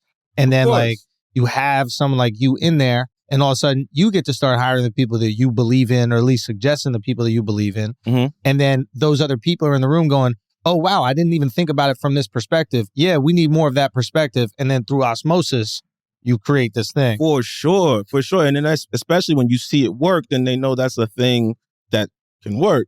When you guess right, then they're looking for more of it. So it absolutely is something. But again, you don't go in thinking that. You go, as a comedian, you go in thinking, I'm just trying to write something funny. Yeah. Or I'm just trying to bring in people who I think will be funny. Right. And that's it. It's not the your extent primary goal. Yeah, you never, but you must have felt it like after years of being there and like seeing a little impact. Like you didn't think about it until I asked you. I can't believe that. Just when you said it, I didn't think about it, but like once you finish your sentence, I was like, yeah, kind of. I guess When you walk in a room as the only black true. person, you know you bring in something unique, more than likely. You don't, but you don't know what you are until somebody tells you in a lot of cases. You know, like I don't walk in thinking, well, I'm the only black guy here, or I'm the black guy here.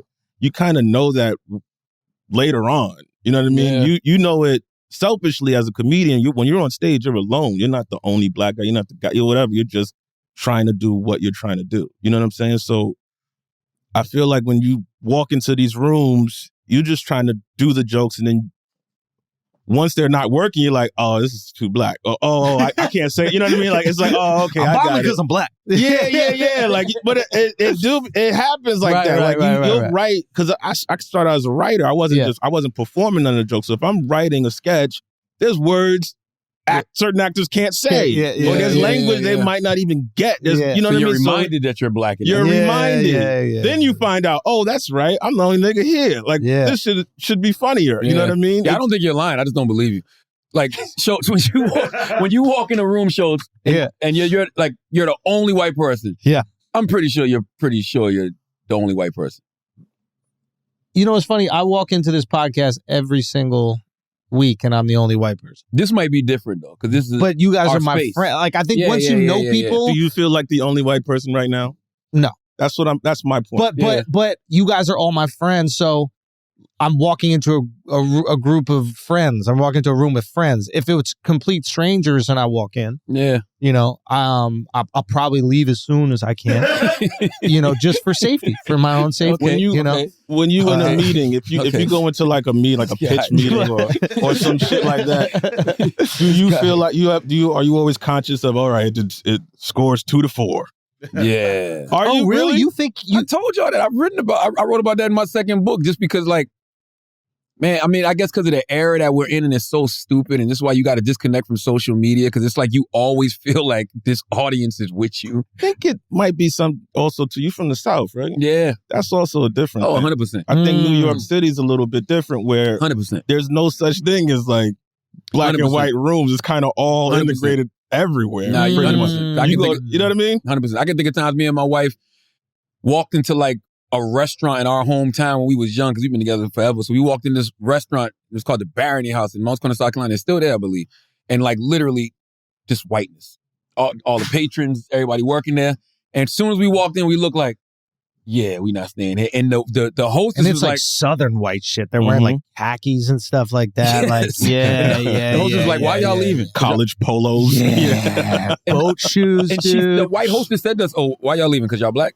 No. Yeah. It was like, yeah. White hostess. Because you noticed. Yeah. They felt that comfortable? Yeah. And she was like, nah, come in. I'm like, nah. But it's not even that she felt that comfortable. She must have known who you were. Aware, no, I was nobody. Oh, wow. She was aware of the insecurity. Our uncomfortable. Yeah. You know what I mean? So yes, it is. I think it is something with the South. You know what's weird is like, discomfort in spaces. Sometimes I'll feel that if I'm in New York and I walk into a place that's predominantly black, but it's just New York, I don't feel it at all. If I'm like in like Connecticut and I walk into like a bougie ass like country club and it's predominantly white, I'll probably feel like a little discomfort just because like I might not know all the etiquette or like I might not know like the elevator talk as well. You know, so for me, I guess it's like specific cultures. But if I walked into like everybody African, Nigerian, just Nigerians, and I might be like, oh wow, I'm distinctly not culturally in line with what's going on in this room.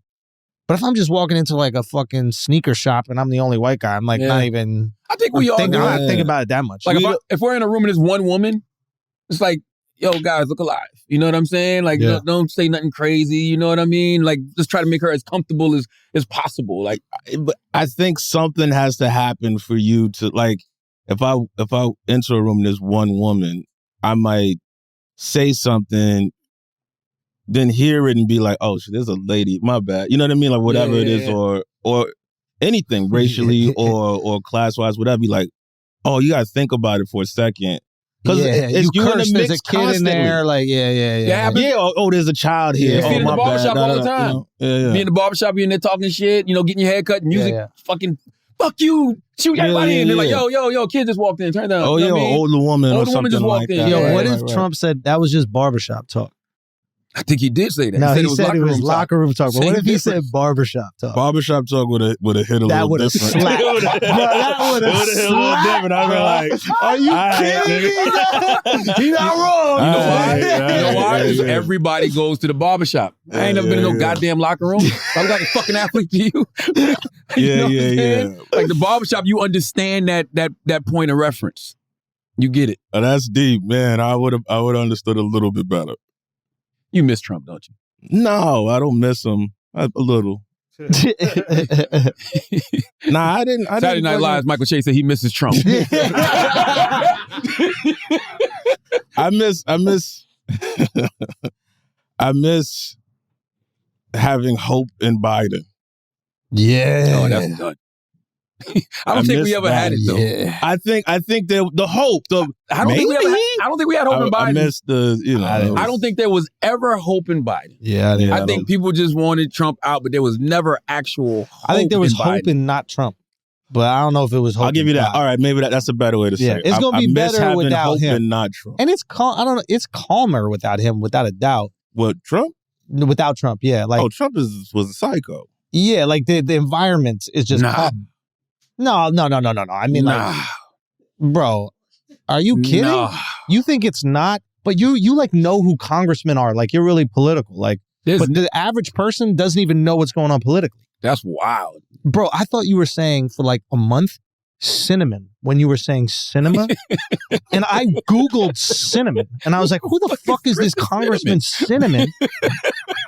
I didn't even know it was spelled That might starting also S. be Dead Southern ass. too, though. That might be. So I just think like without him there, everybody's been able to detach politically.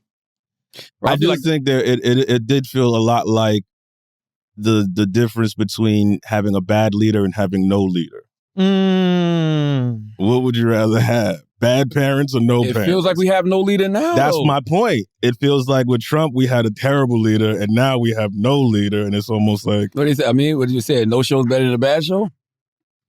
I don't know if they said. I don't know. You wouldn't agree. Y'all wouldn't agree with that because y'all say y'all like bombing. Do I want bad parents? We never said we liked it. No, we never said we liked it. We said it's necessary. Yeah, it's necessary, but nobody liked that shit, Nobody bro. likes it. You want no show or a bad show.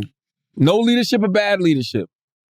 Sometimes you got to go through bad leadership and bad shows to get to a good place. Well, America's dead now because, boy, I personally think, this is my personal opinion, the news, the media, when Trump was in office, it was nuts. Like everything was everything was A lot of niggas made some money too. But here's the thing. They made things World War III that shouldn't have been World War III. Because it was so polarized. Now it's actually some shit that should be World War III, like literally. And we don't give a fuck. And we don't care. Yeah. Inflation is through the roof. Yeah. Gas prices are sky motherfucking high. You know, you see the mass shootings, abortion rights are being threatened, voting rights that might not be around. Like, now's the time to really be ringing the alarm, but they're not, which is so strange to me. Yeah. Who are you going to call? Ghostbusters. Who are you going to call? There's nobody that's like, there's no... what feels like an adult in charge. There's no hand on your shoulder that's like, everything's going to be all right. We under control. You can trust us. And we haven't had that, I don't think, since Obama. And whether you liked Obama or not, he did give you that sense of security. Yeah. Somebody's in charge that cares. Media was different, though. Yeah. Well, I'm sure that media was different. I'm sure the media attacked him like crazy too. Like, I mean, the right-wing media was attacking Obama. I'm not even talking about that. I'm talking about our media intake. Oh, yeah. Mm-hmm. There We wasn't didn't take in as much. media, By the way, Barack Obama doesn't even win the presidency if social media is the way it is now. Who you think? He didn't believe in gay marriage. You know what I'm saying? Yeah, but back then nobody did. So you exist within like the normalcy of the time. Yeah. Like but by his also, second too, term, he did. You got to think there's a lot of black people that don't want gay marriage. Yeah, but and a lot, there's a lot. You can't win an election with Sure, all you can black with them. people. Sure, you gotta can, get those. but you can win a lot of red states. If he was going to win the blue states, no matter what, yeah, he would have turned a lot of red states blue or purple in that instance because culturally, we don't all think the same. Yeah, but the red states couldn't get past the black thing in a lot of cases. Yeah, but it might have if you say he didn't like gay marriage. They're like, this guy's onto something. This guy right here. I want a regular burger. You don't want no 2-bun shit. Okay? That's what the fuck would happen. Doesn't that fucking commercial sound like what a guy would say if he was explaining why gay sex is wrong to his kid? What? Like, we ever eaten 2 buns of the burger? Right? Like, is that real? Is that a real thing Burger King's doing? That's a real ad, Al? It looks like a real ad. All right, this is what Biden has shown me is that like fucking crazy. The visual of the father trying to explain it to the kids. It's hilarious, This is right? what gay sex is like. It's like having see that hamburger? What if it just had 2 of the bottom parts? Wouldn't that be weird? Wouldn't that be strange? Wouldn't God hate that? Would God eat that just hamburger? meat in the middle. Yeah, it'd be disgusting. But if you have 1 top bun and 1 bottom bun, everything fits perfectly, doesn't it? Right? Like that's the whole point of the top. That's how I'm gonna explain sex to my kid, bro. With buns. Like, hey, these buns is identified however you want them to identify. Oh man, it's not even a Whopper. This is a chicken sandwich. Nah, Biden showed me. Well, you're not touching. I am not reading about this shit tomorrow. You can forget about it. Michael Che mostly stayed mum. Shout out to Ray J. Shout out Ray J, bro. What you were saying? Now that Biden showed me that we don't really like the ship keeps moving. That's what I thought we really need a president, and like I really did think it. Like and now I'm realizing that I just don't know who's in charge. Isn't that comforting? No. Even if nobody's in charge, the shit still keeps moving. It's not really moving. To me, that's the most comforting. Because now it don't matter who's president, everything's going to keep going the way it always is. People are going to be upset at the same. We still upset at abortion. We still upset at gun rights. We still upset at cops fucking killing everybody. Or we still upset at all these fucking things. All of that is easier when the economy's stable. Say again? All of that's a little easier when the economy. Well, then say that, bro. Yeah, all of that's a little easier when the economy. If the economy was good, everybody would be fine with Biden. Because it's making crime go up. You know what I mean? Like we're having to deal with things that we shouldn't have to deal with. Mm-hmm. Like I read a story today where it was a guy robbed 6 people in Milwaukee, killed all 6 of the people, and then put on the person's shades in the house and took a fucking selfie. That's wild. All for some cash, guns, drugs, and sunglasses. You saw that 12-year-old white kid rob the gas station? Really? And the woman didn't even think it was real and looks at him and goes, "Are you being serious?" Oh, I did see that video. And he just lets off a shot. Yeah. He watched too many movies. Yeah, That's really what you did. do when you set him motherfucking off stick and shooting the air. Yeah, it's wild, man. That's what I'm saying. So when the economy is stable and, people got some money in their pockets. I don't know. It's different. You think it's an economic thing? Yes. I think people are more apt to be okay when the economy is good. And when the economy is bad, they start looking at all the... Just put it on your own stresses in your life. You've been through times where you probably didn't have that much money. Everything's stressful. Yeah, but I don't think there's ever been a time where people didn't have money. I think like... Well, there are people without money. Yeah, Definitely. but I'm saying I think like... You've been rich a long time to make a comment like that, Michael Che. No, it's true. I mean, I don't ever remember a time where I was like, oh, the economy's amazing, everybody's doing great. Even when statistically it seemed that way from where I'm from, it never felt like everybody's doing great now. Yeah. You know what I'm saying? So I think all of that feels relative, but it's the same pockets. I just think the crimes are getting more and more bizarre. It's not even like shit that I could comprehend. It's not, oh, guy robs liquor store. It's like, motherfucker shoots up Walmart, doesn't take a dime. You're like, what? Why? Yeah. What? And then another one, and then another one, and then another one. It don't even seem like a money thing. I think that shows you how bad it is, though, because people are acting out of frustration. So they're literally just projecting pain. So it's like, if I'm hurting, so fuck that. I want to hurt you too. That's what it feels like. I think people are consuming too much information and they're going insane. I second that too. Yeah, I think people are literally driving themselves insane with how much content they're consuming. I agree with that because of social media. I agree with that. Like, and you don't know what you're taking in. And wait, and then like, what is the process there? Like, why does that drive you insane? I think there was a time where you'd read a newspaper, you know what I mean, and that was how you got your news. And then you took a walk. And you took a walk, and you went to work or whatever. Did you hear about the thing in the newspaper? That was it. And then maybe you go home and you watch the news and like, wow, that's crazy. When all you're feeding yourself is just insanity, you start to see crimes repeated, and you're like, wait a minute, they just talked about a motherfucker who did this. You telling me the guy that just did it the second time didn't see what that guy did? And I think it's a lot of copycat shit. It's a lot agree with that. I think people are finding connection in other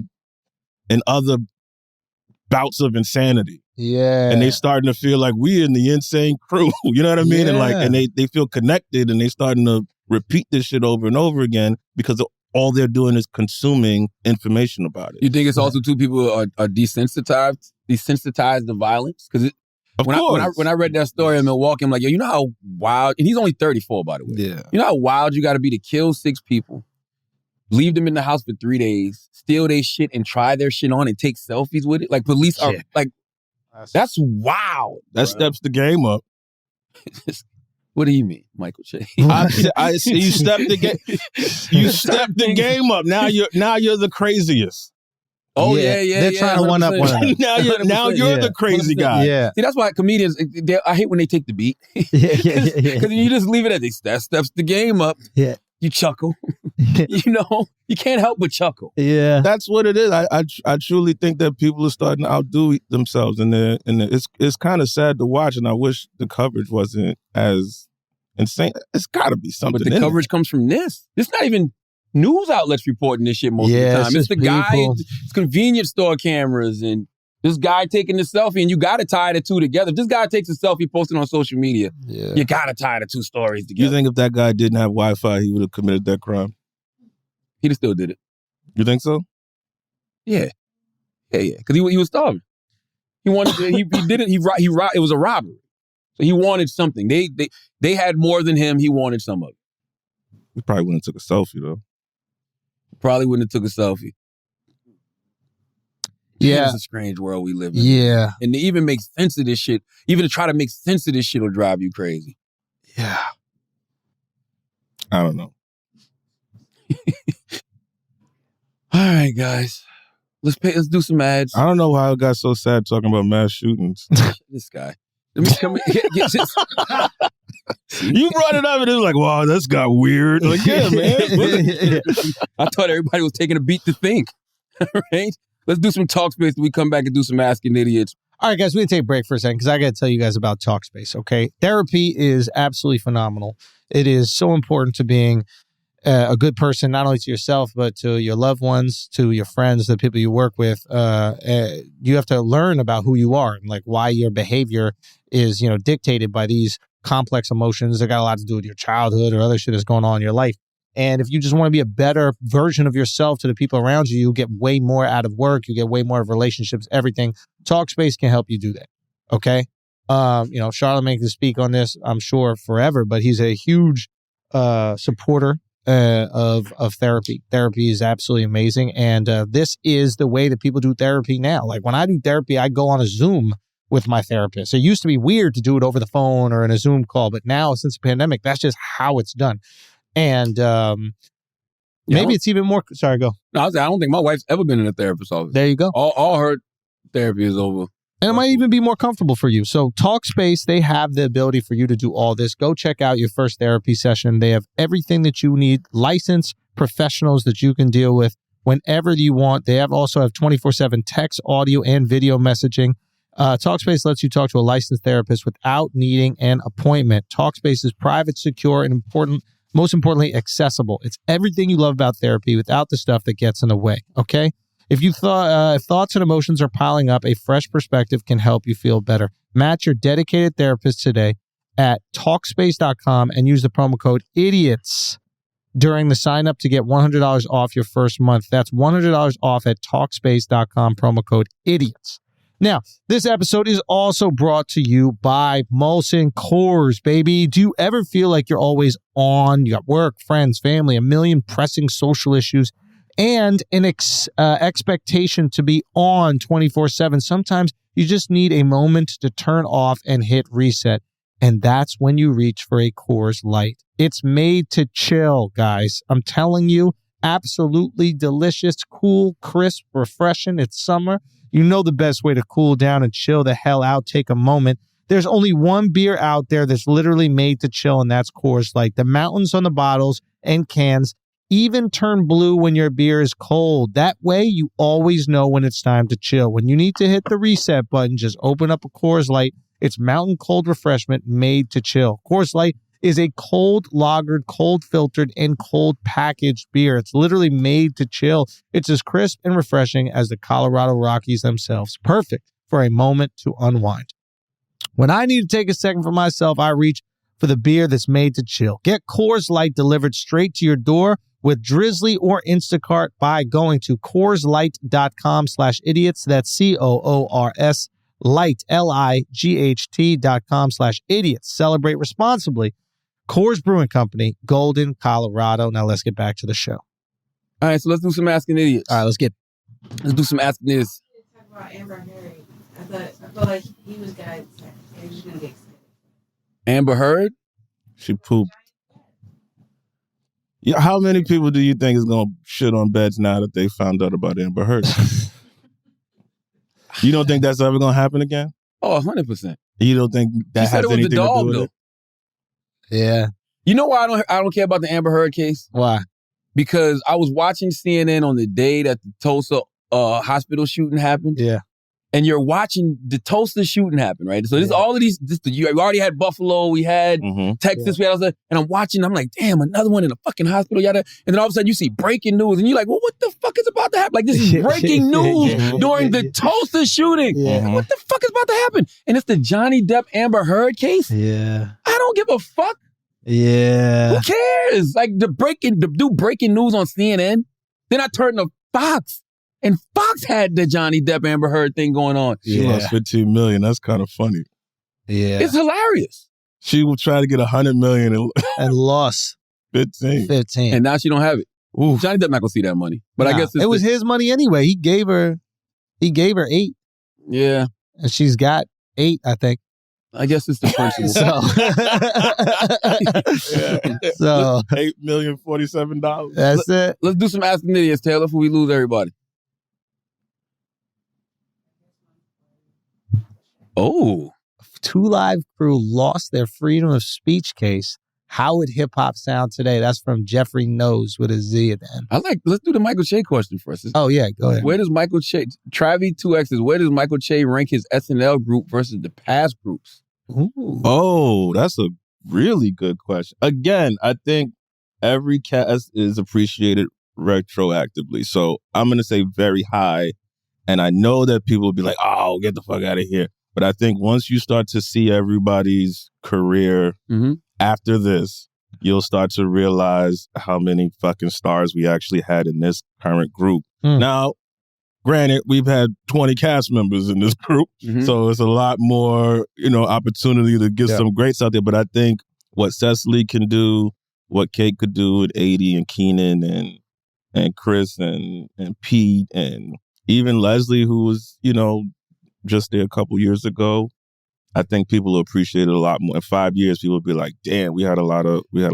No, that's real. And then Between even Pete, you look Chris. at Heidi, you look at Ego. I mean, so much talent. It's also tough to compare to back in the day because there were so much fewer famous people back in the day. Yeah, and you It's like- comparing it to their movie careers too. Yeah. Like people will be, if you say Tina Fey, you think 30 Rock, and Yeah. you know what I mean. You think of Yeah. so much other shit. Yeah. So I think once we've had a chance to have our careers outside of the show, people will appreciate how much talent that was actually there.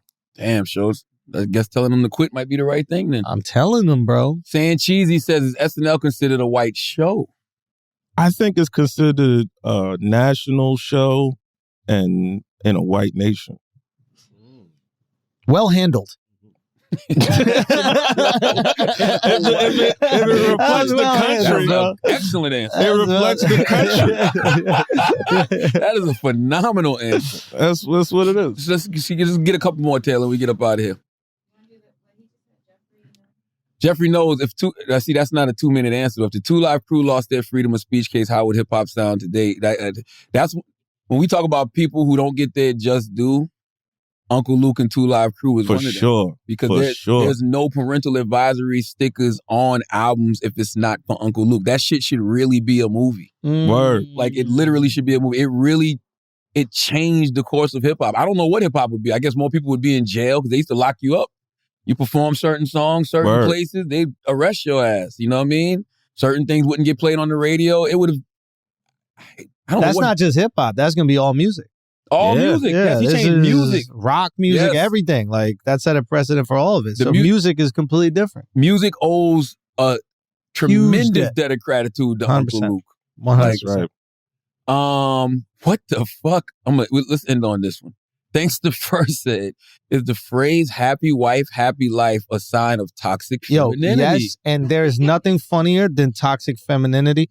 Bro, what was that shit we were looking up the other day? Toxic. Ick. So, like, there's these things like, there's this trend of, like, the things that men can do, like, one little thing that makes women not want to fuck them at all, like, ever again. And there was this, like, Twitter trend. Mm. And these girls were absolutely fucking hilarious, bro. Mhm. Like, if you're eating, like, pasta with red sauce and that shit ends up on a corner of your mouth, like, no. Like, they just kept going through one after another of, like, little tiny things men can do. What was the other shit? Like, if you got to blow on your soup before you eat it. Like, when you blow on your soup? So it's Well, just like damn. raw toxic femininity, and it was the funniest fucking thing. Do you have that list? What was it? The ick. But I remember if you bend down and pick something up weird, like this. Oh yeah, if you bend at the waist to Yeah. pick something up or something like You that. bend Like, at the waist? bro, it was like How's it supposed to it was women judging men like men judge men, Yeah. Like, yeah. and it was just fucking amazing. This is what happens when you can't say gay slurs anymore. What do you say? One gay The slur ick? would have killed that whole thread. That's what they really want to say to us. That's the truth.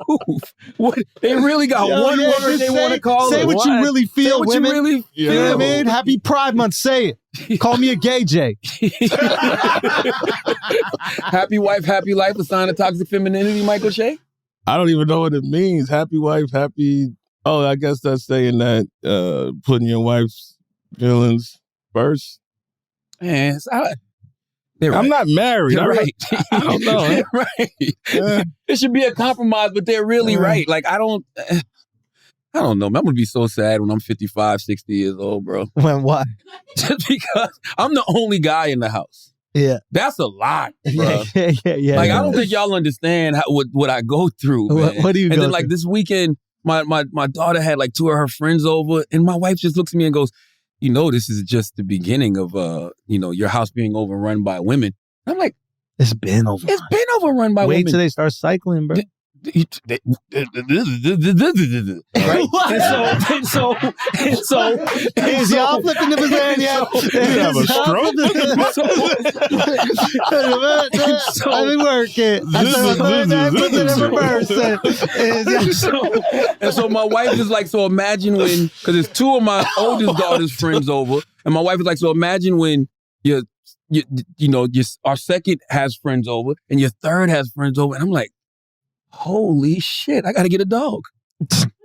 Why? Just so you can have some male energy? Gotta see a dick, bro. That's what I'm talking about, bro. Let them know, bro. Let them know, bro. Come on, Che. Come on, Che. Pride month. I'm Yo, single. come I'm single. on, bro. Stop being such a top, dog. You're such a top.